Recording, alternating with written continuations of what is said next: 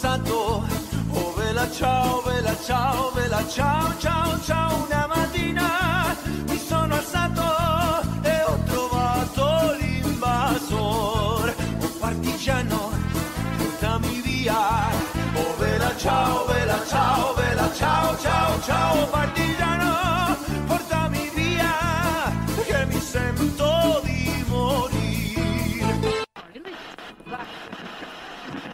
A seus postos, Aliança Rebelde, que vai começar o Desnazificando, seu podcast de iniciativa totalmente feminina, realizado pelas coordenadoras do Núcleo de Estudos e Pesquisas sobre Autoritarismo e Totalitarismo da UFMG.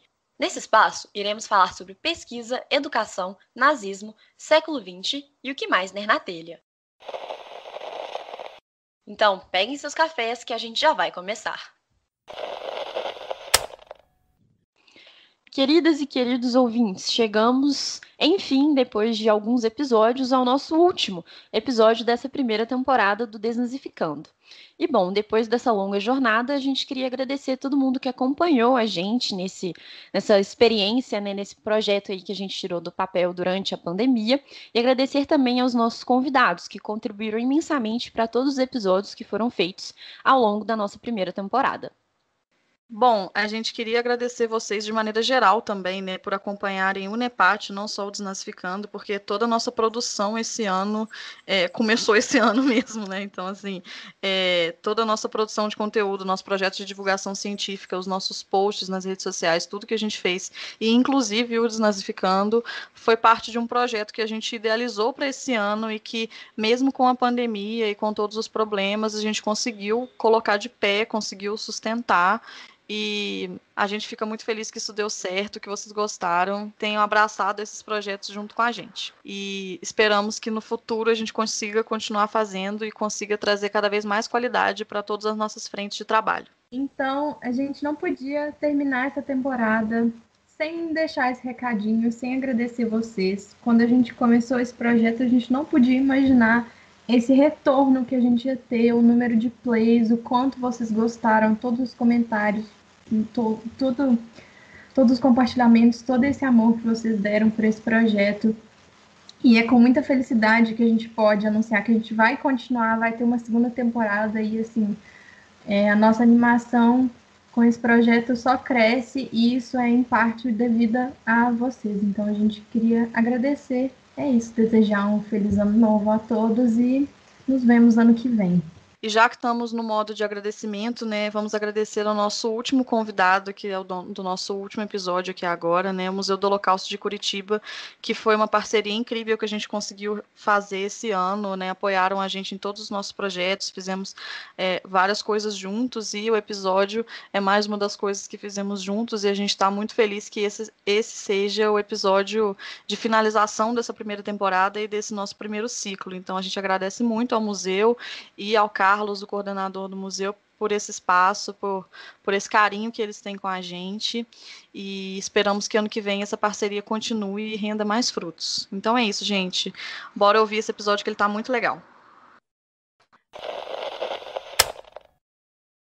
Aqui quem fala é a Bárbara Deotti. Aqui é a Ana Viana. E aqui é a Maria Visconti. E no episódio de hoje, nós vamos falar sobre os desafios da educação com relação a temas sensíveis. Então, como elaborar propostas pedagógicas e educacionais para trabalhar com responsabilidade de eventos traumáticos. Pensando aqui especificamente no Holocausto, o Andreas Huizen, em Seduzidos pela Memória, diz que houve uma hollywoodianização dessa temática com um excesso de apelo memorialístico, mas que não necessariamente implica em uma verdadeira compreensão do trauma. Por isso, a gente precisa pensar em formas de abordagem que saiam da superfície e que façam com que as pessoas reflitam não apenas sobre o evento em si, mas também sobre as raízes do evento e sobre as suas consequências ainda na atualidade. Como lembra o Zygmunt Bauman, que é um sociólogo que a gente gosta bastante aqui no NEPAT, o Holocausto, infelizmente, não é só um problema dos judeus. Ele faz parte de toda uma estrutura burocrática moderna e se constitui em discursos ideológicos racistas que ameaçam a sociedade democrática. Então, a gente pensa que a educação aparece como um dos pilares de compreensão desse fenômeno e que também pode nos dar possibilidades para pensar novos caminhos no futuro. Bom, enfim, a gente chamou hoje para bater esse papo com a gente o Carlos Reis, coordenador do Museu do Holocausto de Curitiba, o primeiro museu do Holocausto no Brasil. Segundo eles, o museu tem como objetivo, abre aspas, relembrar as vítimas, alertar as novas gerações sobre os perigos do ódio, da intolerância e do racismo, fecha aspas. Bom, para quem não sabe, a gente já fez uma parceria com o Museu do Holocausto algum tempo atrás. A Ana e a Maria deram uma aula virtual sobre os nazistas em Capitão América, num dos webinars do museu. Foi uma aula muito legal, foi um momento muito bom dessa parceria. A aula está disponível no nosso canal do YouTube e no nosso IGTV. Mas, bom, vamos lá, né? Carlos, primeiro eu queria te agradecer por estar presente aqui, por ter aceitado o nosso convite para falar nesse episódio do nosso podcast. A gente ficou muito feliz. Tenho certeza que vai ser uma contribuição incrível, que a gente vai aprender bastante com você. Mas primeiro eu queria pedir para você se apresentar, falar um pouquinho da sua função no museu, há quanto tempo você trabalha lá, e se você tem alguma pesquisa própria sobre temas específicos do Holocausto. Olá para todo mundo. É um prazer imenso dar prosseguimento nessa parceria bacana que o Museu do Holocausto de Curitiba tem com o UNEPAT. São já algumas iniciativas que nos deixam bastante felizes e orgulhosos, né, de tanta gente bacana trabalhando um tema que não é um tema fácil de ser trabalhado. Eu sou Carlos Reis, então eu sou o coordenador geral do Museu do Holocausto de Curitiba. Estou no projeto do museu desde antes da inauguração. Agora, no dia 20 de novembro, o museu completa 9 anos de vida e provavelmente eu estou no projeto já há 10, 11 anos, ou seja, desde a época que o projeto ainda estava desenvolvido.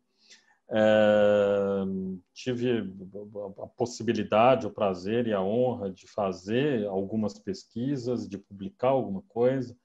Eu acho que o grande filho que nasceu no ano passado é um livro que eu publiquei chamado Luz sobre o Caos, Educação e Memória do Holocausto. É da Imprimatur e faz ali um resgate historiográfico sobre a memória do Holocausto e numa perspectiva também pedagógica. Então, é um livro que trabalha a memória, trabalha a construção dessa memória e em que pé nós estamos hoje em relação a essa memória, para que a gente tenha noção para onde caminhamos, né? Como nós vamos transmitir isso para as próximas gerações a partir do momento em que logo, logo não teremos mais sobreviventes e depoimentos em primeira pessoa, ao vivo, para serem dados. Nós somos a última geração que vai ter esse privilégio. Então, estamos num momento chave e é isso que o livro trata, de certa forma. Gente, que massa! Nossa, adorei. Já estou curiosa para saber como você trata isso, assim, né? São temas muito importantes, né? E eu acho que você chamou atenção para um aspecto muito essencial desse momento que a gente vive hoje, né? Mas, bom, para começar, então, dar o pontapé aqui nesse nosso momento, né, nesse nosso diálogo, a gente queria que você contasse um pouquinho para a gente sobre a história do museu, né, de onde essa iniciativa veio e também como ela se instituiu, né, nos primeiros anos aí de atividade do museu. Bom, o sonho do museu é um sonho antigo, é um sonho que remonta lá aos idos dos anos 90. No início desse século, houve alguns estudos aqui, existiu o sonho de, quem sabe, talvez, criar algum tipo de espaço relativo à memória do Holocausto aqui em Curitiba. Não se sabia exatamente se um memorial, um museu, uma sala em determinada instituição. Foram feitos alguns estudos, mas ele só se tornou viável, até por uma questão também de local, ali por volta do ano de 2010. Nós inauguramos em novembro de 2011 como a primeira instituição no Brasil que uniu os eixos de educação, de memória e de pesquisa com uma proposta museológica permanente sobre o Holocausto. Então, assim, somos a primeira instituição a trabalhar o Holocausto no Brasil? Não, longe disso. A pesquisar sobre o Holocausto? Não. A transmitir, a educar sobre o Holocausto? Não. A criar uma exposição? Não. Mas somos a primeira instituição que entende o papel do museu no século XXI, e isso aí acho que vale um outro podcast só para conversar sobre o que é o museu, o que era o museu e o que é o museu hoje no século XXI, mas uma instituição que se caracteriza dentro desse conceito contemporâneo de museu, e aí, como eu disse, né, une esses eixos de trabalho, educação, memória, pesquisa, e um percurso expográfico que é permanente, e aí junto com as outras exposições e acervo e tudo mais.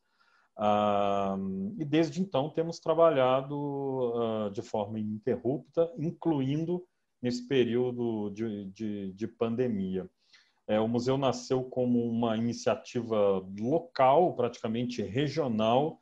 Imaginávamos que em determinado tempo chegaríamos a uma relevância e a um destaque nacional, e isso aconteceu de forma praticamente imediata. O museu se transformou de uma maneira muito rápida no Museu do Holocausto do Brasil. Então, aqui em Curitiba, acabam se reunindo boa parte dessa documentação, dessas iniciativas.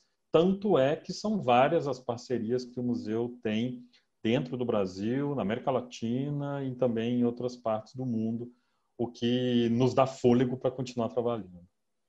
Nossa, eu acho incrível, assim, né? E os museus, né? Eu tive uma breve experiência em trabalhar no museu como estagiária durante a minha graduação e, assim, abriu muito a minha cabeça para uma série de possibilidades que eu não conhecia, né? Eu que me formei só em licenciatura, principalmente, assim, a gente não tem tanto contato com a forma como as exposições são elaboradas, como essa narrativa ela é pensada, o tratamento com o acervo.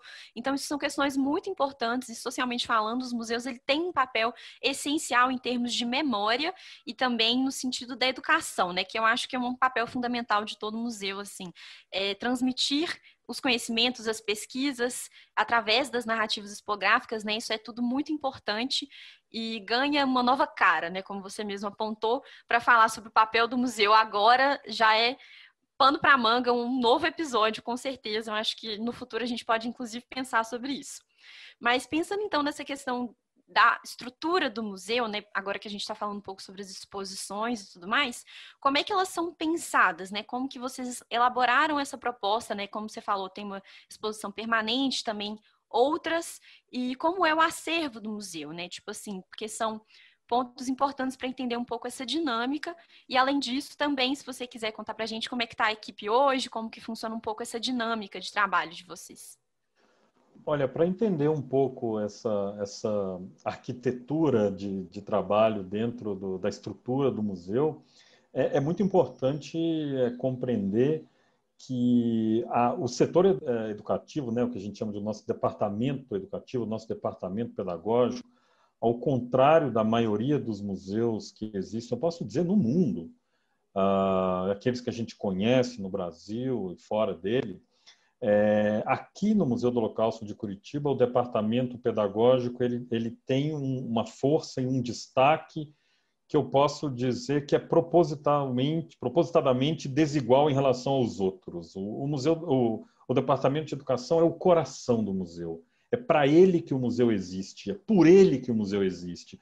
Tudo que sai do museu sai a partir do departamento de educação, e tudo que chega ao museu, de alguma forma, acaba sendo trabalhado para que chegue no departamento de educação. A gente está acostumado a conhecer outros trabalhos, outros museus, conhecer coxias, né, de outros museus, e a gente costuma ver os educativos sucateados, os educativos reservados a uma salinha ali no fundo do corredor, e todo o fôlego da instituição, todo o recurso da instituição, ele é voltado para outros setores, que são importantes, né? O museu precisa ter conservação, o museu precisa ter toda a questão ligada à memória, à pesquisa, mas aqui no museu, o educativo ele é o protagonista, é o departamento em que existem mais pessoas trabalhando, é aquele que decodifica tudo que nós recebemos e tudo que nós criamos pelos outros departamentos,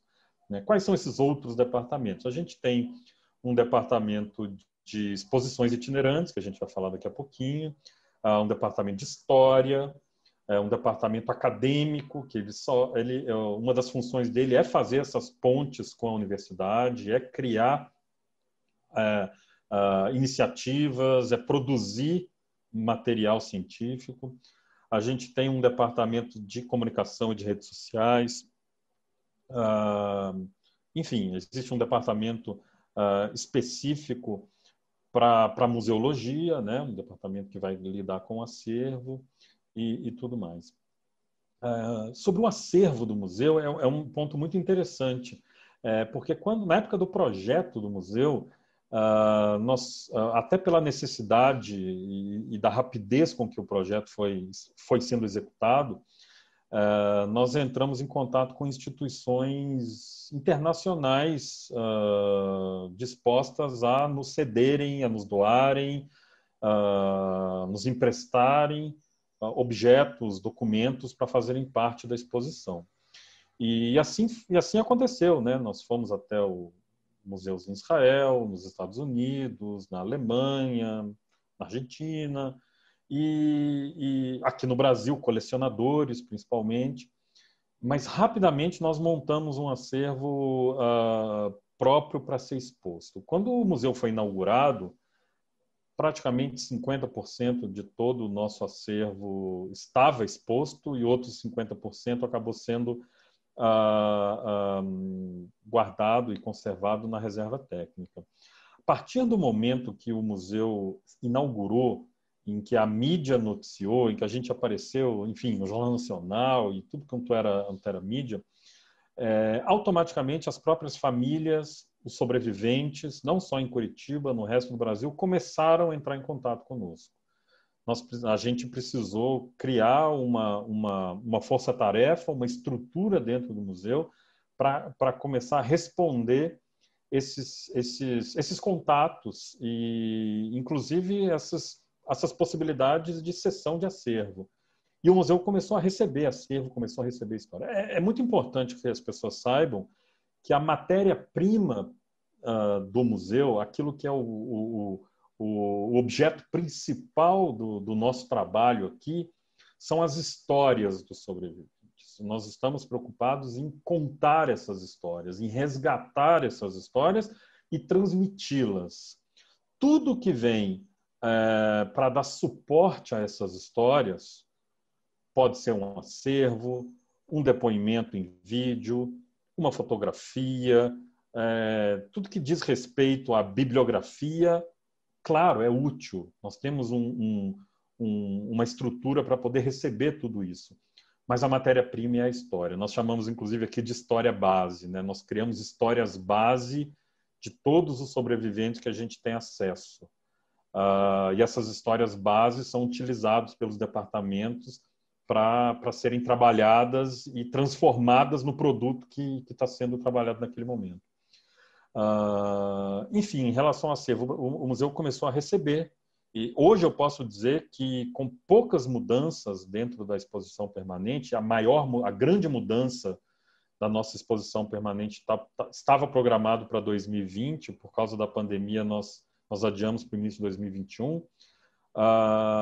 Então, foram pouquíssimas as mudanças na exposição permanente e hoje a gente tem entre 3% e 4% do acervo na exposição permanente e o resto em acervo. E o resto em reserva, desculpa. Isso quer dizer que nosso acervo cresceu exponencialmente, vindo diretamente das famílias. Sobre as exposições, isso é muito interessante, porque, a priori, todas as exposições do museu são criadas num esforço que a gente chama de multidepartamental, digamos assim. Não existe um departamento que cria as exposições. O Departamento de Exposições Itinerantes, ele organiza logísticas para que essas exposições possam itinerar. Cria catálogos, cria agenda, faz contatos, mas não é ela que cria, né? O esforço para a criação das exposições, ela é feita numa parceria entre os departamentos e também a coordenação geral. Cada exposição tem uma história diferente, cada exposição surge de uma ideia diferente. Existem exposições que surgiram a partir de materiais educativos que a gente criou. Então, por exemplo, a gente tem o exemplo do Nossa Luta, a perseguição aos negros durante o Holocausto. Foi um material educativo que a gente criou para professores e que 1 ano e meio depois nós tivemos a ideia de transformar esse material numa exposição que pudesse itinerar. Outra exposição nasce como uma sugestão de um seguidor de uma rede social, por exemplo. A gente tem uma exposição que foi criada a partir de um trabalho do Departamento de Comunicação, que depois foi compilado e foi criado a exposição entre aspas. Então, cada exposição, seja ela temporária ou seja ela itinerante, ela nasce de uma forma diferente, num estímulo diferente, e que também é muito enriquecedor, é muito interessante, né? A gente não ter um processo unificador de todas as exposições precisam nascer a partir de um determinado protocolo.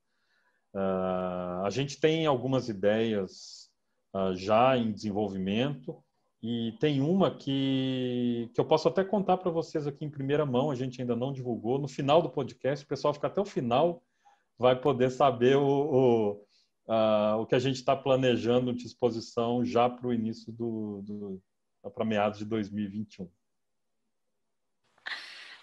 Adorei, muito bom. Tem um extra no final para aqueles que persistirem aqui com a gente. Não. É um bônus.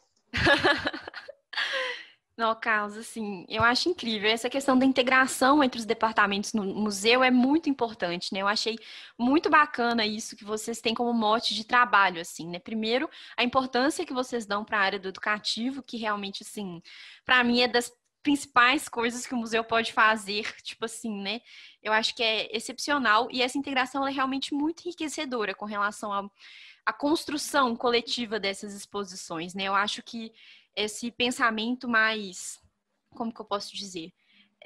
Não sei se holístico, mas assim, mais completo realmente, né? Pensar essa integração mais completa dos setores no museu, eles enriquecem muito as percepções que podem ser levadas para a exposição, né? Principalmente pensando que a exposição, ela também sensibiliza aquelas e aqueles que vão vê-la, né? Então, assim, quanto mais olhares para construir isso, eu acho que mais chances também da gente atingir esse público, né? E isso é muito bacana. E agora eu vou me ater mais um pouquinho só à questão da educação, que eu acho que realmente é um ponto muito essencial e que a gente também vê, né, aqui no NEPAT como muito essencial. E a gente queria conversar um pouco sobre os cursos e os materiais que vocês produzem, né? Eu acho que vocês têm isso também como uma das formas de ação aí do museu. E a gente queria, se você pudesse, contar um pouquinho para nós, assim, como que funciona isso, né? A construção desses materiais e essa ponte com esse público, né, dos educadores. É muito importante, sem dúvida. Existe uma falha muito grande na nossa educação, né? Na educação brasileira. E nós escutamos muito no museu de pessoas que nos questionam, pessoas que nos perguntam se existe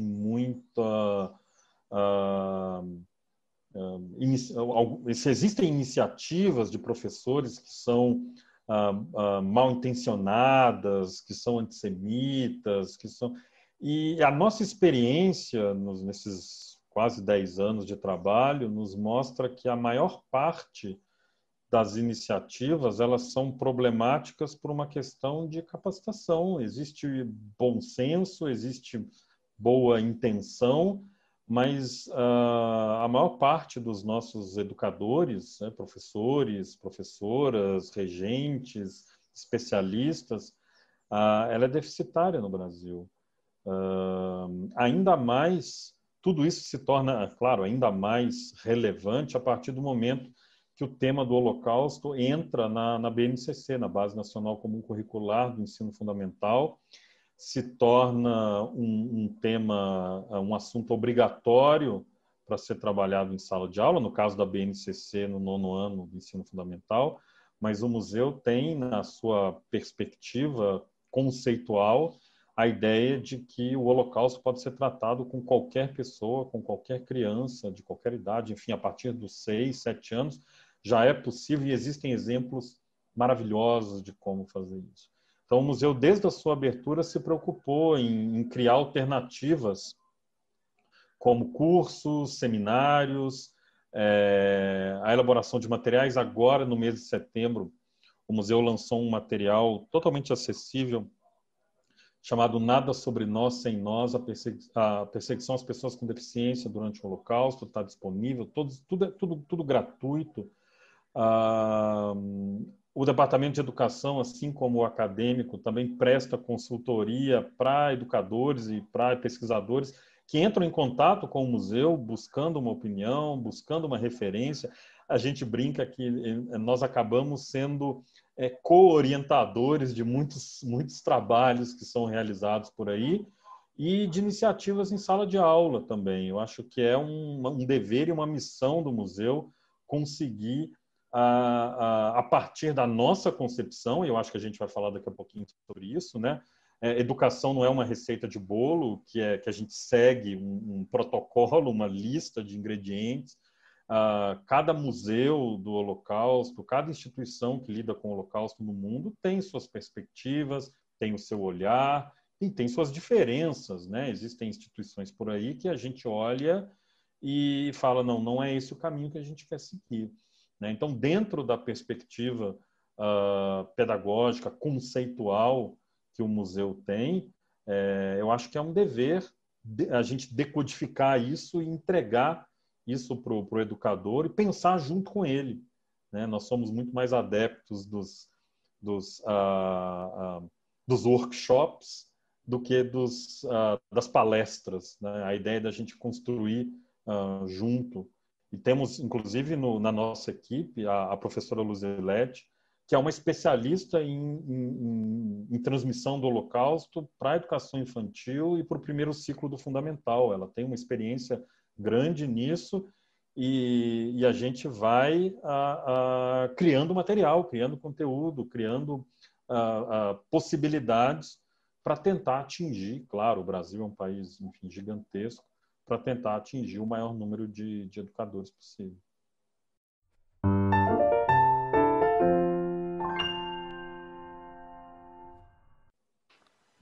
Não, muito, muito bom, Carlos. Nossa, eu sou mais fã de vocês a cada momento que passa. Sério, eu não sei lidar, eu acho tudo muito incrível.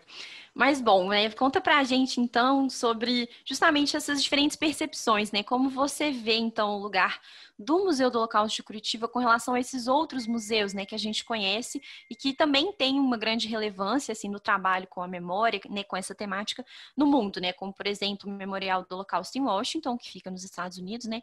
Ou o Museu Judaico, que fica em Berlim. Bom, eu acho que é impossível a gente falar sobre diferenças sem falarmos sobre objetivos, né? Eu acho que as diferenças partem a partir das missões e dos objetivos. Os objetivos do Museu do Holocausto de Curitiba são fundamentalmente educativos, né? Em primeiro lugar, é aquela ideia do lembrar e do não esquecer, que não são sinônimos, né? A gente poderia ter um podcast só para falar sobre lembrar e não esquecer. O segundo objetivo, enfim, dar visibilidade para essas histórias, tirar lições dessas histórias. E aí vem esse terceiro objetivo, que eu acho que é o de maior importância em toda essa construção, é a ideia dentro da nossa concepção de que transmitir o Holocausto por si só não é o fundamento principal, não é o objetivo principal do museu. E aí as pessoas perguntam, mas como assim? Transmitir o Holocausto não é o objetivo do Museu do Holocausto? Como fundamento, não, né? O Holocausto, para a gente, é uma ferramenta educativa. Ela é um instrumento pedagógico poderosíssimo que a gente usa por meio de histórias pessoais, da ideia de transmitir valores, né? O que o Aristóteles chama de virtudes, para poder atingir as pessoas. Então, na verdade, o fundamento principal não é a transmissão do Holocausto. O Holocausto é só a ferramenta que a gente usa para poder transmitir esses valores que são universais. Então, nós estamos falando do quê? Tolerância, democracia, liberdade, equidade, diversidade, pluralidade, direitos humanos, que virou um palavrão no Brasil, justiça, resistência, resiliência, a questão do valor da vida, tudo isso é o objetivo do museu, transmitir esses valores. A nossa proposta é fazer com que o legado educativo que nós, humanidade, criamos a partir do Holocausto, seja útil nos dias de hoje. Nós, humanidade, é que criamos esse legado, né? O Holocausto não tem lições por si só. Auschwitz não é escola de direitos humanos em lugar nenhum, nunca foi e nunca vai ser. Nós é que ressignificamos isso. E dentro dessa ideia de construir uma memória coletiva que seja universal, a questão é usar essas lições. Então, quando a gente fala nunca mais, é como se a gente estivesse renovando um pacto coletivo aqui de que a gente vai identificar os sinais e vai lutar contra toda e qualquer forma de ódio, de intolerância, de discriminação contra qualquer grupo em qualquer parte do mundo. Quando a gente fala nunca mais, né, em outras palavras, a gente está se comprometendo a tornar a memória o que toda memória deve ser, que é útil. Ela precisa ser útil. A gente está se comprometendo a manusear a memória do Holocausto, a utilizar a memória do Holocausto como um agente transformador, né, sem vulgarizar. E esse é um dos pressupostos que a gente chama do universalismo da Shoah. Então, para a gente falar sobre o Holocausto, precisa estar conectado ao que a gente vive hoje. Então, falar sobre o Holocausto precisa estar conectado às narrativas sobre racismo estrutural, cada vez mais intenso, a violência contra a mulher, a LGBTfobia, a intolerância religiosa, o próprio antissemitismo, a outros genocídios, acolhimento a refugiados, que é uma questão tão atual, a inclusão de pessoas com deficiência, tudo isso, universalizar a memória do Holocausto, como eu falei antes, é decodificar essa tragédia, tirar dela valores que podem ser compartilhados por todo mundo.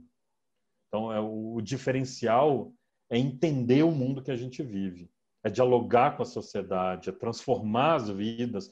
E, se vocês me permitem dizer, eu acho que esse é o grande segredo desse museu e é o que diferencia o Museu do Holocausto de Curitiba da maioria dos museus sobre esse tema no mundo. Nós entendemos o planeta onde a gente vive, a gente faz questão de dialogar com a sociedade e tentar, a partir dos exemplos trágicos do Holocausto, mudar o que está acontecendo hoje e construir um futuro que seja melhor. Não é simplesmente uma ritualização do Holocausto ou uma construção de memória particular do Holocausto, né?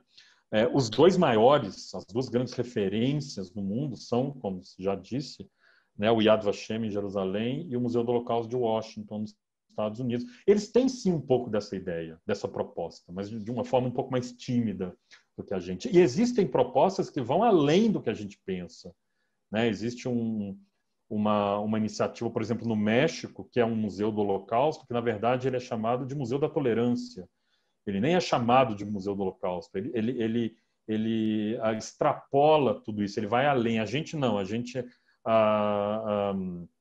decidiu ficar nesse campo que é um museu temático, mas que sim, que precisa dialogar com a sociedade.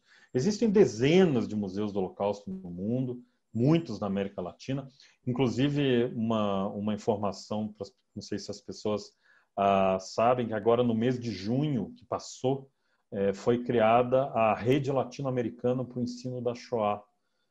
Hoje ela está com 13 instituições, se eu não me engano, de 11 países. No Brasil, a gente tem o Museu do Holocausto de Curitiba, que é uma das instituições fundadoras e faz parte do Conselho Executivo dessa rede, junto com o Museu de Buenos Aires e o Museu Interativo Judaico do Chile. Então, eu acho que é isso, é uma questão de entender o mundo que a gente vive e fazer questão de conversar com ele. Talvez seja esse o grande diferencial da gente.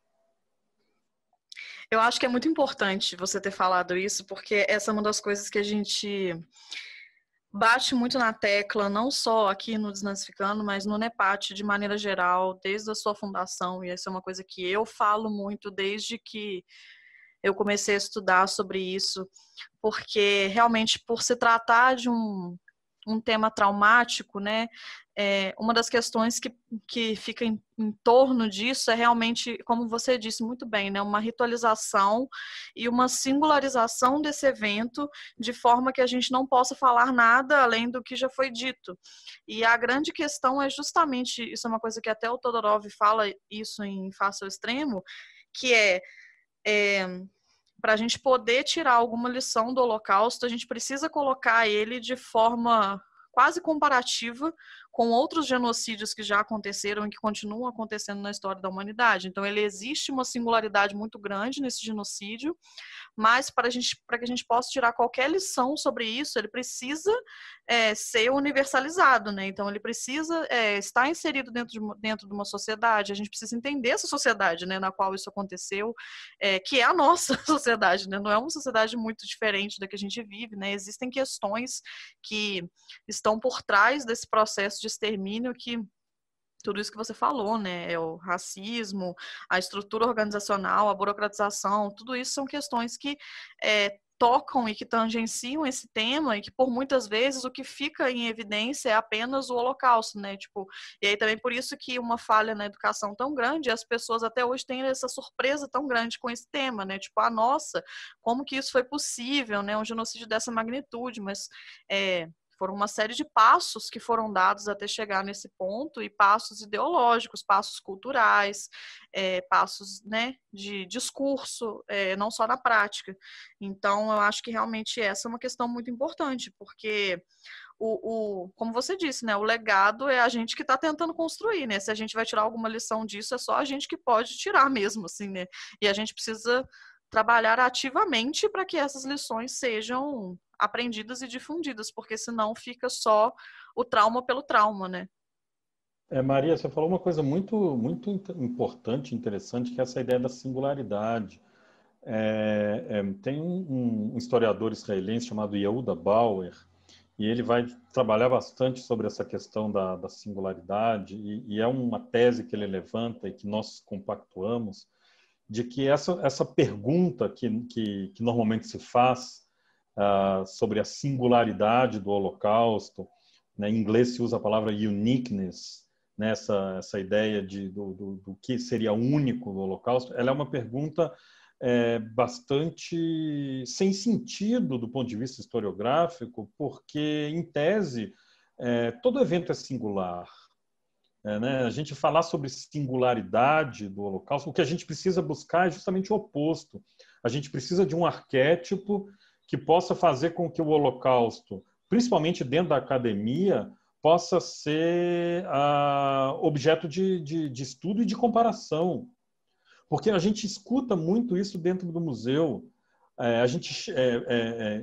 Chegam visitantes para a gente que falam: olha, eu leio sobre o Holocausto, eu adoro o Holocausto, esse tema me fascina, mas quanto mais eu leio, menos eu entendo e menos eu consigo racionalizar isso.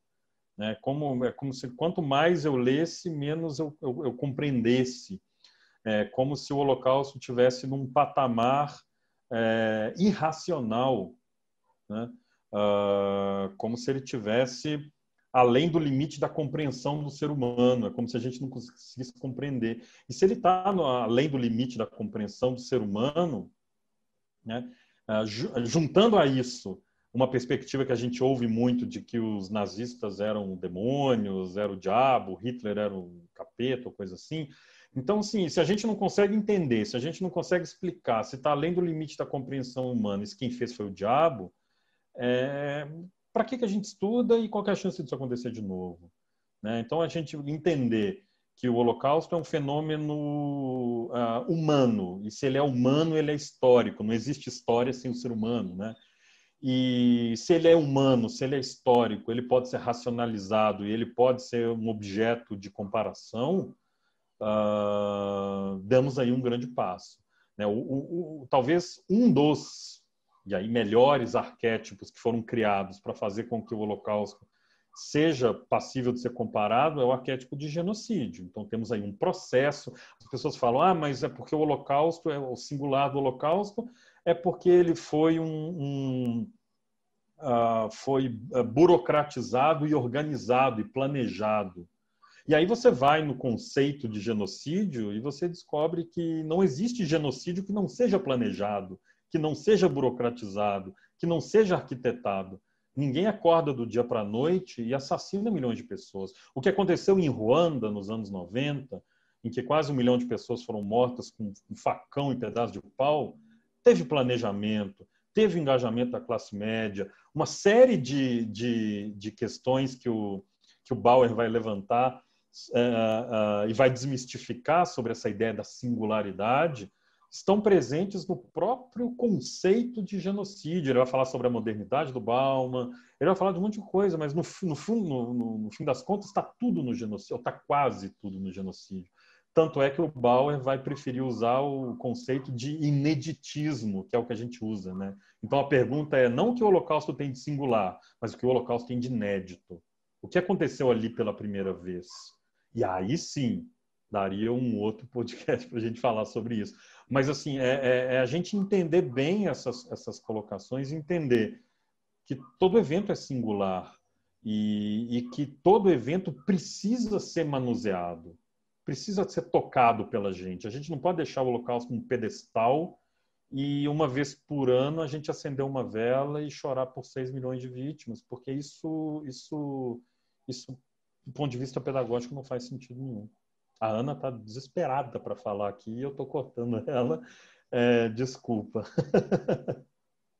Não, Carlos, pode ficar à vontade. Eu tô muito, assim, eu tô aprendendo muito e concordando muito com isso que você está colocando, assim. O meu comentário era só mais fazer coro a tudo isso que você está dizendo, né? Assim, eu acho que a história está aí para ser realmente uma ferramenta de compreensão também do mundo que a gente vive, né? Porque se a gente só rememora, como você falou, sem pensar no que isso pode nos trazer, fica uma coisa meio perdida, né? Assim, eu acho que um ponto muito importante é justamente pensar como este evento, que é um evento absolutamente trágico na nossa história, pode servir como ponte para a sensibilização de outros eventos igualmente trágicos, não é?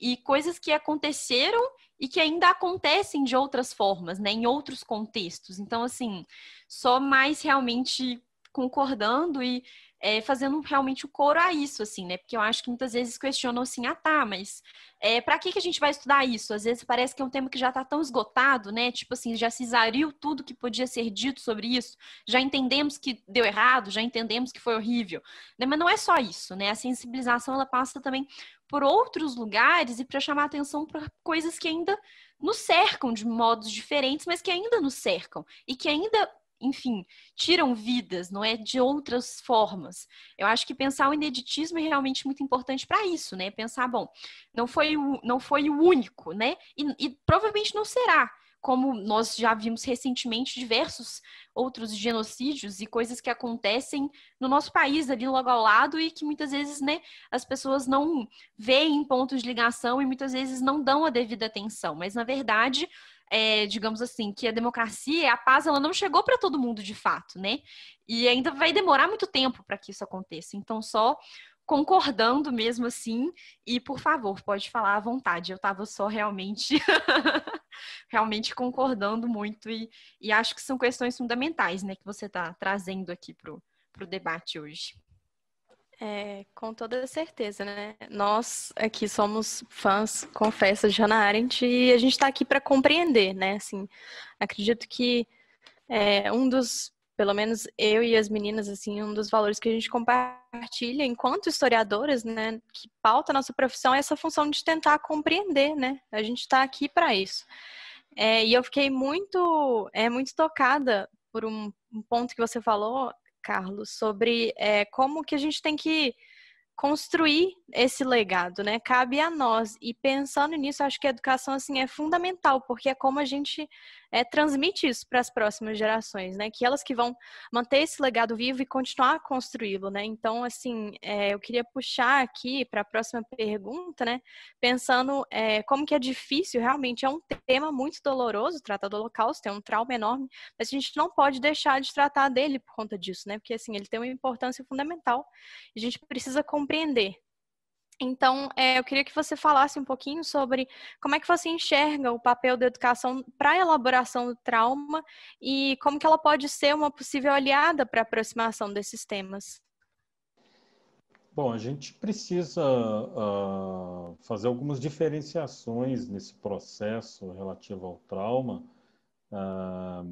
e uma primeira parte dessa conversa tem a ver com a experiência do próprio sobrevivente, né? Então, não apenas a sensibilidade, mas o caráter conceitual de como entregar para as próximas gerações esse depoimento, esse testemunho que o sobrevivente dá, né? Então, se existem dezenas de metodologias só no Brasil que foram criadas para, por exemplo, coletar testemunhos de sobreviventes. E aí é um papel do educador, de novo, decodificar isso para os jovens, para as próximas gerações e tudo isso. Por outro lado, tem uma questão muito importante que tem a ver com a noção de alteridade, né? Que é uma ideia muito mais complexa do que da própria empatia, que também é uma questão que a gente levanta aqui. A gente precisa fazer com que essas histórias se transformem em algo mais próximo possível para a realidade de cada um dos jovens que é tocado por elas, né? Vou dar um exemplo. Uma das piores coisas que podem acontecer dentro do Museu do Holocausto é um jovem fazer a visita e, na hora de ir embora, ele pensar ou falar: olha, isso aqui aconteceu há sei lá quanto tempo, sei lá com quem, sei lá onde, está muito longe de mim. Essa ideia de universalização, né, o universalismo do Holocausto, tem essa preocupação de fazer com que todas essas histórias, todos nós, não importa quem nós somos, de onde nós viemos, a gente entenda que essas histórias fazem parte da nossa própria história como ser humano, né? E a partir do momento que a gente é tocado por essas histórias, e aí tem o papel das histórias é muito importante, e vocês devem estar percebendo que eu estou falando sempre no plural, as histórias, porque não existe a história do Holocausto. O Holocausto não é uma história de milhões de pessoas, o Holocausto são milhões de histórias diferentes, cada uma com um nome, com sobrenome, com uma história, com um sonho, enfim. A partir dessas histórias, a gente conseguir abrir uma janela e gerar uma empatia, trabalhar essa questão da alteridade, eu acho que a gente tira da tragédia, do trauma que aquela geração carregou para cá, a utilidade que a gente precisa, né? A gente costuma dizer que existe uma utopia, um sonho, isso a gente diz para os nossos visitantes, que o dia que a gente tiver a garantia de que não existe ninguém em lugar nenhum do mundo sofrendo nenhum tipo de discriminação ou perseguição por qualquer motivo, o museu não tem mais razão de existir. O museu não precisa mais existir. Não é um museu que existe por uma questão de ritualização e de rememoração daquelas vítimas específicas, né? É um museu, um dos poucos museus, talvez no mundo, que não existe por uma vontade, ele existe por uma necessidade. Enquanto for necessário, ele vai existir. Ele vai existir. É claro que existe, né? E aqui a gente pode entrar numa questão mais específica, que é uma questão de metodologia educativa, de como lidar com isso, com crianças pequenas, com pré-adolescentes, com adolescentes, com ensino médio, o que fazer, o que não fazer, como trabalhar, como caminhar com esse conteúdo. É claro, não é só uma questão, como eu falei lá no início, né, de seguir um protocolo, de seguir uma receita, Mas é claro que existem metodologias e possibilidades de metodologia para se trabalhar com idades diferentes. E é muito possível, tanto é que nós recomendamos, capacitamos educadores e trabalhamos também, quando necessário, com crianças de educação infantil. E aí as pessoas devem imaginar, mas e aquelas fotografias, e aquelas fotos horríveis, e aquelas histórias horríveis? Não é essa a perspectiva que a gente quer trabalhar com elas. Né? A gente quer partir de outros princípios, a gente quer trabalhar valores, a gente vai trabalhar sobre liberdade, a gente vai trabalhar sobre medo, a gente vai trabalhar sobre identidade, a gente vai trabalhar sobre esconderijos, a gente vai trabalhar sobre temas, e aí a literatura ela é especial e fundamental para a gente trabalhar isso. Não existem livros sobre o Holocausto específico para crianças tão pequenas. Então é isso, não é só a sensibilidade em relação ao trauma, mas também uma noção conceitual de para onde a gente está andando. Tanto é que para o museu é muito fácil a gente dizer isso, que tudo que a gente produz, tudo que a gente faz, todo material que sai de algum departamento, ele tem esse fundamento teórico, esse fundamento conceitual unificado. Nós falamos a mesma língua. Né? A gente sabe o que a gente quer. E fica muito mais fácil. Para o educador, então, fica muito mais fácil. Quando ele entende qual é o onde ele quer chegar. Se ele entende onde ele quer chegar, ele constrói o caminho. Né? Se ele está preocupado só no veículo que ele vai usar para fazer o caminho, ele não sabe nem onde é que ele vai chegar. É mais ou menos essa analogia que a gente faz. Não, com certeza, né? Imagino que, assim, ter essa noção de um propósito, né, no que você está fazendo e objetivos, né, que pautam esse trabalho é muito importante, até para não cair numa questão só de uma educação pelo choque, né, você só vai apresentar tudo que é horrível, né, e acabou por aí, né, algo que tem que ir muito além. Então, assim, é muito importante que os educadores tenham acesso a essa formação. Exatamente. E aí a gente volta, né, naquele círculo que é a questão da educação no Brasil. Né? A gente vê isso lá dentro do museu, às vezes chegam para a gente grupos escolares completamente crus, eles não sabem nem onde eles estão, eles nunca ouviram falar no que está acontecendo. Para os nossos mediadores, né, os nossos mediadores educativos, as pessoas que recebem os grupos,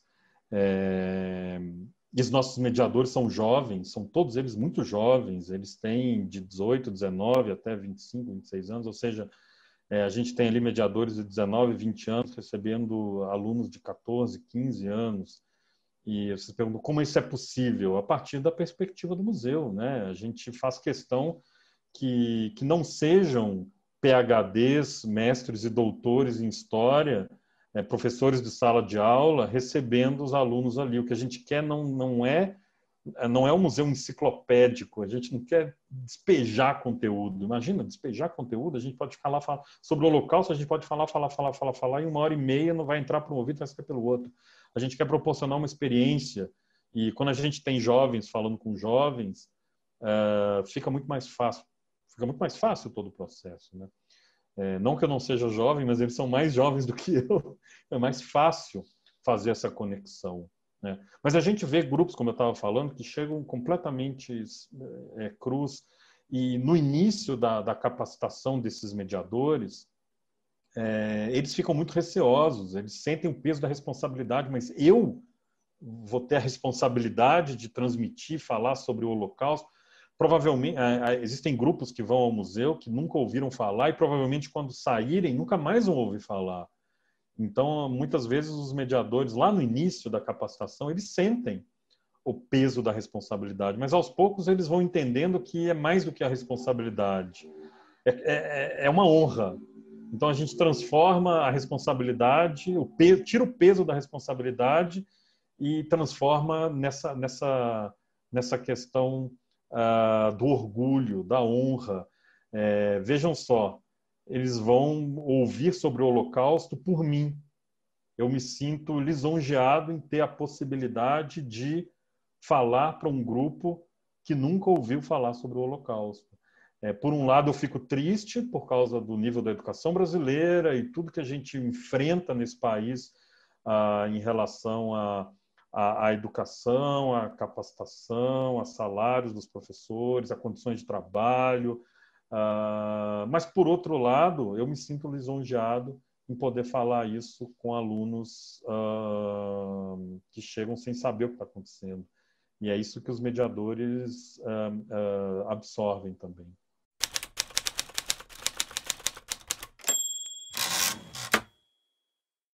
Bom, então eu queria agora que a gente tirasse um tempinho para a gente falar um pouco também sobre o papel do museu e a atuação do museu também com os conteúdos na internet, né? Porque a gente está falando bastante aqui sobre as exposições do museu e tudo, mas a gente sabe, né? A gente já acompanha o trabalho de vocês tem bastante tempo e a gente sabe que vocês têm uma atuação muito forte, né? Uma presença muito forte nas redes sociais em diferentes formatos, né? E a gente também sabe que as diferentes redes sociais demandam diferentes adaptações de conteúdo, né? Então, a gente queria saber se você pode falar um pouco para a gente como que surgiu essa ideia, né, de trazer esses conteúdos online e como que foi fazer essa adaptação de formato, né? Principalmente as diferenças muito nítidas que tem, por exemplo, entre Instagram, TikTok e Twitter.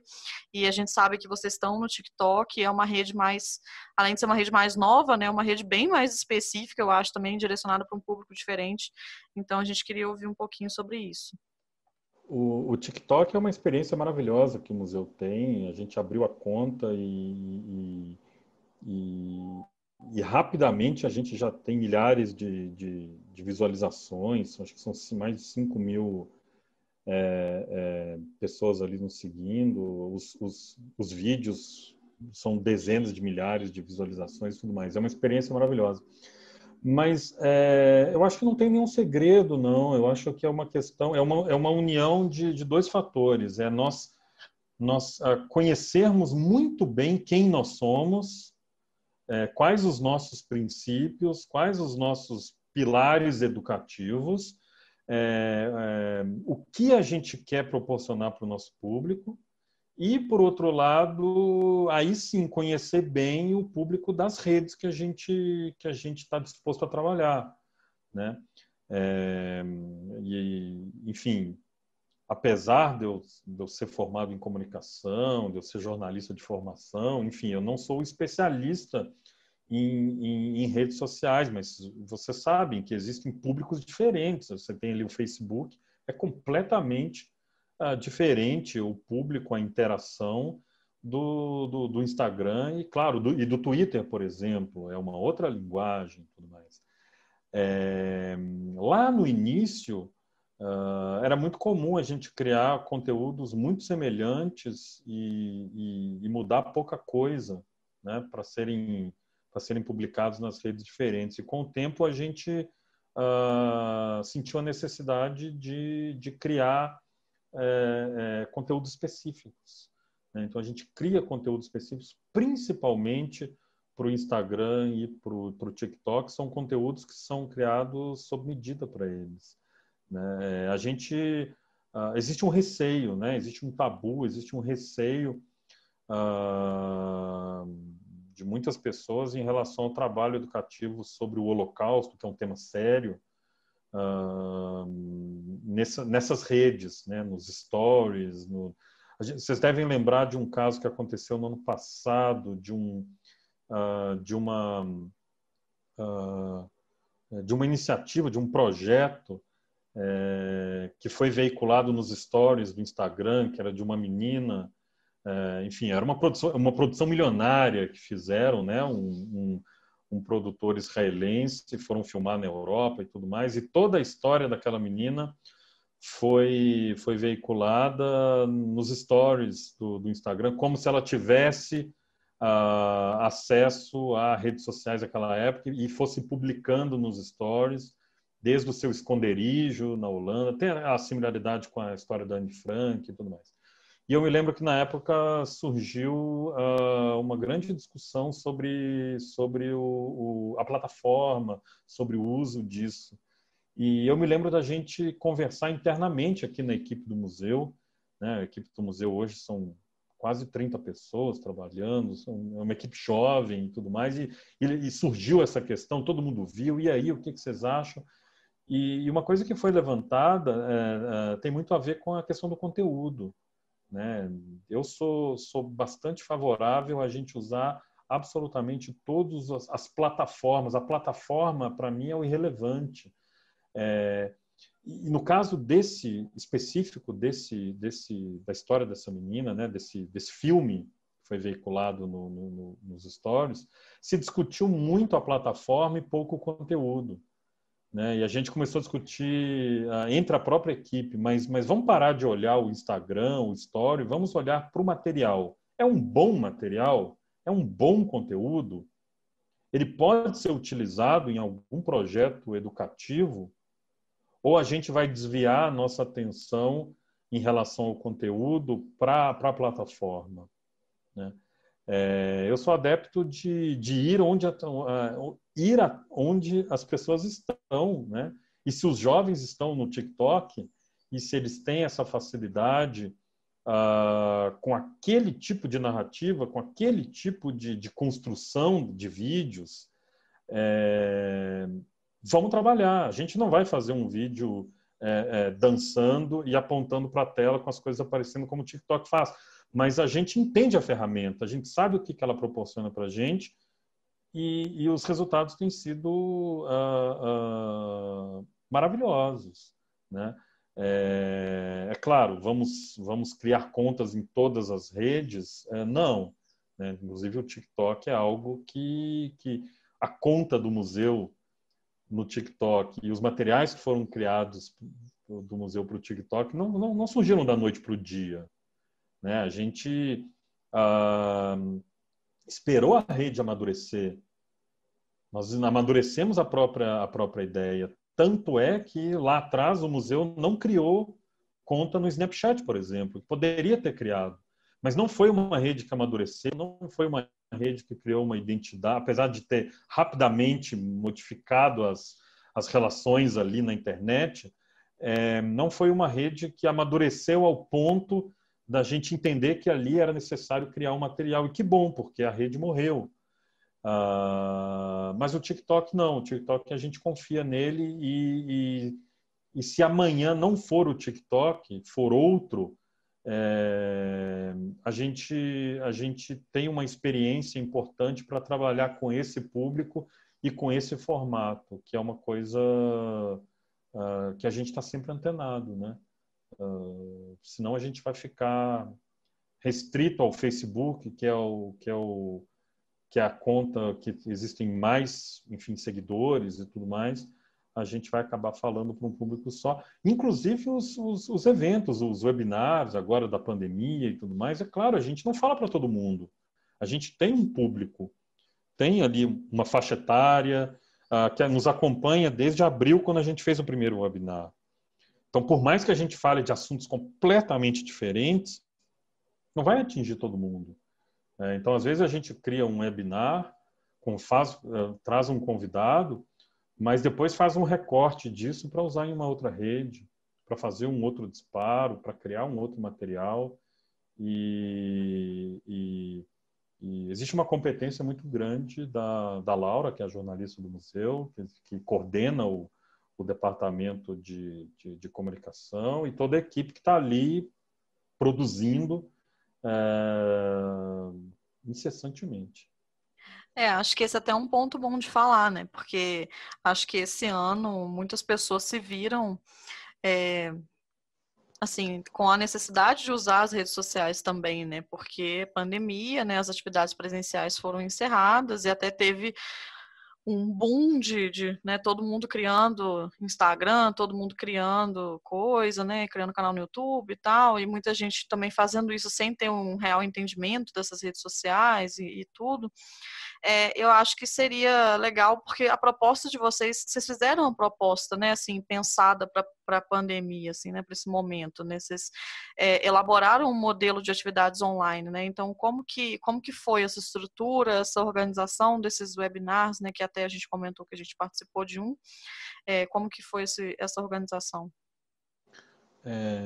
Bom, nós começamos a produzir esse tipo de material da mesma forma como o Planeta fez, né? A gente foi pego de surpresa, o museu fechou de um dia para o outro, o museu, inclusive isso é importante, o museu continua fechado, não há qualquer tipo de flexibilização do museu durante a pandemia, nós vamos continuar fechados até o momento que sentirmos a segurança para poder reabrir a exposição permanente. Na minha opinião, não adianta agora dizer que está seguindo protocolos, a gente prefere ainda aguardar, até porque a maior parte do público do museu é o público escolar. Então, reabrir o museu agora, não teríamos esse público de qualquer forma, reabriríamos para os turistas, que inclusive nos cobram e são visitantes importantes que a gente tem, que levam o museu para outros lugares do mundo, mas por enquanto a exposição permanece fechada. A gente começou a fazer esses eventos como todo mundo começou, vamos começar a conversar, a gente começou a fazer com a própria equipe, então criávamos um tema. Eu me lembro que nós falamos lá no início, sobre os conceitos formais de sobrevivente do Holocausto, quem era um sobrevivente do Holocausto, quem não era. Falamos sobre os 6 milhões, né, o icônico número dos 6 milhões, de onde ele surgiu, de onde ele apareceu e por que ele se tornou. E aos poucos, claro, né, também como todo o planeta, nós começamos a nos organizar, entendemos que a modalidade do webinar era uma modalidade perfeita para a gente, e o grupo de coordenadores dos departamentos aqui do museu que, por meio de reuniões virtuais, a gente sugeria pautas, né, sugeria a possibilidade de convites, e assim eram montados os webinars. Por enquanto, eles estão todos disponíveis lá na página no Facebook, e já nos próximos dias estarão também no YouTube do museu e disponibilizados num site novo que o museu já está trabalhando já há alguns meses, então todos eles estarão lá. No início eram 2 por semana, a gente fazia 2 vezes por semana, um na terça, um na quinta, e ainda uma live no Instagram no sábado, no domingo, com outro tema, um outro convidado. E é claro, né, não só por uma questão de criatividade, de possibilidade de convites, mas o próprio mundo, né, nós começamos a ficar saturados desse tipo de modalidade. O museu continua fazendo, né? Essa semana a gente fez um evento sobre as polacas, sobre a prostituição de judias no final do século XIX até meados do século XX. Continuamos fazendo, mas numa programação num ritmo bem menor do que fazíamos no início da pandemia. Foi uma forma também que o museu encontrou de atingir outros públicos. Eu acho que esse tipo de iniciativa, mesmo a partir do momento que retornarmos àquilo próximo da normalidade que a gente conhece, vai continuar. Eu acho que a gente tem tecnologia e viabilidade técnica e intelectual para continuar criando esse tipo de produto, convidando pessoas do outro lado do mundo, enfim, trabalhando isso. A gente ainda vai durar um pouco tudo isso, né? Ainda vai durar mais. Mas aquele ritmo incessante de produção de webinars, como era lá em maio, junho, julho, ele não existe mais, mas continuamos fazendo, continuamos com as reuniões de pauta, criando possibilidades. Nas últimas semanas nós fizemos eventos em parcerias, fizemos um evento com a Fundação Shoah em Roma, foi um evento em italiano com tradução simultânea, fizemos um evento com o Centro Anne Frank na Argentina, enfim, também eram possibilidades que não existiam lá no início e que hoje já são comuns. A gente faz as parcerias e faz eventos conjuntos, como a gente fez com o NEPAT, não faz muito tempo também. Acho que essa foi uma movimentação meio geral, assim mesmo, né? Teve um boom de atividades e, tipo, não, a live todo dia, não sei o quê, e depois foi dando uma acalmada, assim, né? Eu acho que, para finalizar, até tem a ver com isso que você falou, né? A gente sabe que não são todas as instituições, né, que sequer tem uma presença em redes sociais, e como eu falei no começo, né, acho que esse ano mostrou que isso é importante e tudo, mas a gente vê, por exemplo, né, a gente já mencionou aqui o Museu do Holocausto de Washington, por exemplo, né, o memorial, tem uma presença ativa nas redes sociais, mas é um outro tipo de conteúdo, né, é bem mais enciclopédia, né, igual você falou, assim, né, até porque eles são meio assim mesmo, né, e é uma proposta diferente mesmo. E eu queria saber se você acha que a internet, né, é um facilitador do trabalho ou é um dificultador, assim, né? Se realmente é uma coisa que é legal de fazer e que dá um retorno e que é bacana e que faz parte realmente da missão do museu e do papel de vocês, ou se isso é uma questão que é complexa, enfim, não sei. Não, sem dúvida. A internet ela é muito mais um facilitador hoje em dia. A própria rede que eu falei, né, que é a rede latino-americana para o ensino da Shoah, a rede LAIS, ela nasceu graças à internet, né? Ela nasceu graças à possibilidade de termos numa sala de Zoom diretores de memoriais e museus do Holocausto da América Latina. Então, isso nos ajuda bastante. Inclusive, tem uma questão importante sobre os webinars, porque mesmo tendo passado o boom, mesmo tendo passado aquela febre de lives todos os dias, que você saía de uma live sobre a Hannah Arendt e ia para a live do Gustavo Lima, era uma coisa que você emendava uma live na outra. Não me preocupa muito a questão até do público, a questão do número de pessoas, né? Algumas instituições pararam de fazer porque o índice de audiência caiu assustadoramente, já caiu assustadoramente para todo mundo, né? Mas para a gente, eu não vejo isso como um grande problema, porque a partir do momento que a gente faz um convite e realiza um evento de qualidade, discute um tema, dá uma aula, nós criamos conteúdo, né? E esse conteúdo fica à disposição. A gente faz a divulgação desse conteúdo. Então, educadores, pesquisadores, especialistas, curiosos, eles vão encontrar esse material lá no YouTube, no Facebook, no Google. Ele fica para a posteridade, ele fica gravado, e ele pode ser utilizado também como matéria-prima para outros materiais que, porventura, a gente pode criar, né? Então, no momento, hoje, né, a gente está falando novembro de 2020, com o Brasil tentando retomar algo, como eu falei, né, que é próximo da normalidade, todo esse boom de Zooms e de lives acabando. Não me preocupa o esvaziamento do público nesse caso específico por causa da construção do conteúdo, né? Por causa desse conteúdo de qualidade que a gente está programando. Eu acho que desde o nascimento do museu, a internet, as redes sociais, o contato virtual sempre foi muito importante para o museu. Uma justificativa para isso é justamente o fato deles ter se tornado uma referência no Brasil, na América Latina e em outros lugares do mundo. O museu, com 4 anos de existência, foi convidado para palestrar num painel da ONU lá em Nova York. A gente tinha 4 anos de vida e a diretora do Programa das Nações Unidas para o Ensino do Holocausto tinha vindo até Curitiba, tinha conhecido o museu e nos convidou a ir lá. Isso já há bastante tempo, né?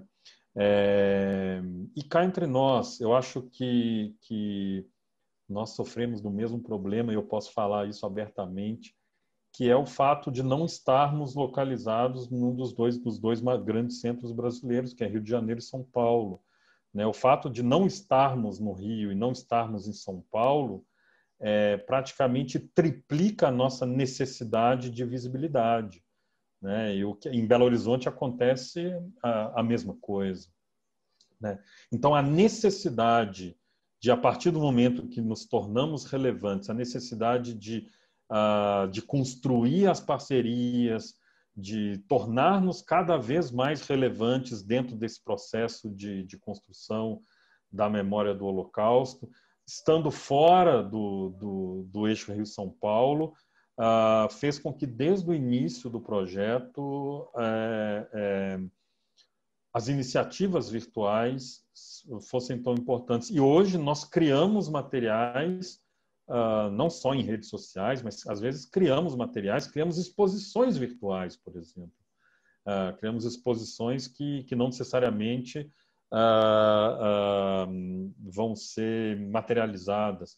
Nós levamos exposições para o Rio e para São Paulo. Normalmente é o contrário, né? Normalmente centros médios trazem exposições, trazem cultura, entretenimento do Rio de São Paulo, e nós não, nós temos essa felicidade de poder levar para o Rio de Janeiro, levar para São Paulo, levar para Belo Horizonte. Nós já levamos exposições para Belo Horizonte, já estão previstas para levar outras também, para Porto Alegre, para Brasília, enfim, essa necessidade também de abraçarmos e entendermos a relevância que a gente tem hoje daqui do sul do Brasil. É importante tudo que diz respeito ao mundo virtual, à internet, às redes sociais, por isso a gente está tão antenado assim.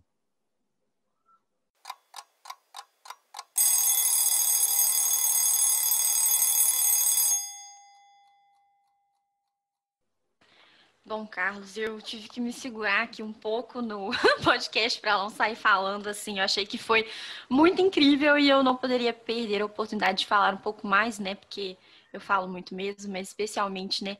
Com, enfim, esse episódio incrível que acabamos de fazer aqui. Relembrar só 2 pontos que você tocou, assim. Eu acho que são 2 questões muito caras para nós historiadoras e historiadores, né, que é a questão da responsabilidade para lidar com os temas, né, e também esse diálogo com o público, que é uma coisa que aparece para nós cada vez mais como uma necessidade latente, assim, né, de atingir as pessoas, e algo que para nós aqui no NEPAT a gente sempre traz, assim, e isso é um princípio que realmente norteia as nossas ações. Mas, bom, enfim. Primeiro, sobre a responsabilidade, eu achei muito louvável e muito incrível essa questão que você comentou de colocar os jovens para conversarem com as pessoas que estão indo e com as escolas, principalmente, né? Eu acho que essa questão do trabalho com a história e com a memória, ela é muito importante e que tem batido para mim, principalmente agora, né, talvez com uma pesquisa um pouco mais estruturada, mas que é algo que seria, talvez, correto dizer que é algo que a gente tem que ter desde lá a nossa graduação, que é a responsabilidade para tratar os temas, para tratar a história, né, a história que é tão mobilizada e tão utilizada como discurso para legitimar questões tão complexas, né, eu acho que trazer essa dimensão da responsabilidade para tratar com o tema é sempre muito importante, e isso, aliado ao diálogo que vocês propõem com os públicos, né, não apenas né, mas diversos, e esse esforço que vocês fazem para realmente atingir mais pessoas, né, para estar em vários lugares na internet, mas também pensando nas iniciativas presenciais que vocês têm, né, em breve esperamos que possam retomar aí nesse mundo pós-pandemia, que ninguém sabe direito quando que vai acontecer, né, ou como vai ser, mas que eu espero que vocês possam voltar a fazer esse trabalho que é realmente muito importante e, bom, novamente muito louvável, né, assim, só para pescar essas duas questões que me chamaram a atenção, que eu achei muito bacana você ter trazido, e agradecer mais uma vez a sua participação, que foi extremamente enriquecedora, e eu acho assim, é um tema que me interessa bastante, né? Eu acho que pensar a importância dos museus é muito massa, assim, num contexto em que as pessoas às vezes não dão tanta atenção, mas que eles têm uma importância muito maior, né, do que a gente muitas vezes atribui. Então, enfim, é isso. Te agradecer novamente. Foi muito incrível. E deixar aí, se você quiser falar, trazer aí nosso bônus, né? Deixar um último recado, fica à vontade. Não, você falou sobre a questão da responsabilidade, Ana, do historiador. Eu acho que aqui, né, a nossa área de história, ela acaba tendo uma responsabilidade muito grande, não só para validar conteúdos ou para levantar pesquisas, mas para dar ao museu esse suporte que proporcionou a criação dessa credibilidade que o museu recebeu. Nos últimos 2 anos, foram vários os momentos que o museu precisou se posicionar como instituição a respeito de debates públicos, discussões públicas, posicionamentos de figuras públicas, incluindo o presidente da República, a respeito dos temas relacionados ao Holocausto, né? Nos últimos 2 anos, 3 anos, nazismo e Holocausto virou conversa de mesa de bar aqui no Brasil. E para o museu, eu não posso falar que isso foi positivo de nenhuma forma, porque eu não vejo essa vulgarização como algo positivo, mas, por outro lado, proporcionou ao museu esse crescimento, essa visibilidade e essa necessidade de nos posicionarmos. Hoje em dia, nós somos cobrados diariamente por visitantes, por professores, por seguidores de rede social, a nos posicionarmos para todo e qualquer tipo de posts, de entrevistas, de debates, de tudo que está acontecendo. Então, às vezes, são essas próprias pessoas que nos avisam, às vezes nem chegou a informação de forma oficial para a gente. Então, nós somos cobrados como instituição a nos posicionarmos hoje. Temos feito isso desde a abertura do museu, mas cada vez mais o museu cumpre essa responsabilidade. E eu posso dizer que todos os posicionamentos oficiais que o museu tomou, principalmente nos últimos 2, 3 anos, fruto da polarização política que existe no país e tudo mais, todos esses notas oficiais, pronunciamentos, tem uma nota que ficou famosa nossa há algum tempo, que nós intitulamos de "Não é apenas uma nota de repúdio", porque ficou na época que no Brasil as instituições faziam notas de repúdio que não serviam para nada, e a gente fez uma que não era apenas uma nota de repúdio, e a gente disponibilizou material educativo dentro da nota. Mas eu estou falando disso porque todas as notas, todos os textos, todos os posicionamentos oficiais do museu são feitos com a responsabilidade da coordenação geral, mas tendo o departamento de História e o professor Michel Ehrlich, que é o coordenador de História do museu, como a principal figura, o principal braço ali para se escrever. Então, é o departamento de História.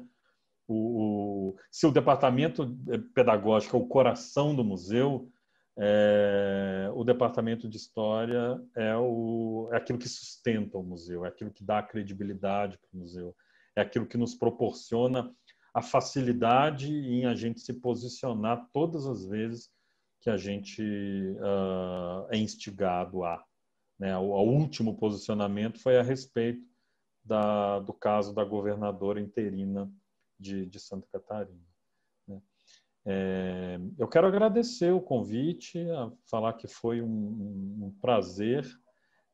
Nós temos visto também nos últimos anos, várias páginas, vários contas de Instagram, de Facebook, falando sobre nazismo, sobre Segunda Guerra, e a maioria delas faz por uma espécie de um fetiche que a gente conhece bem, e eu fiquei tocado, emocionado mesmo quando eu conheci o trabalho do NEPAT e entendi a seriedade com que vocês trabalham esses temas num viés acadêmico, mas com uma linguagem totalmente acessível.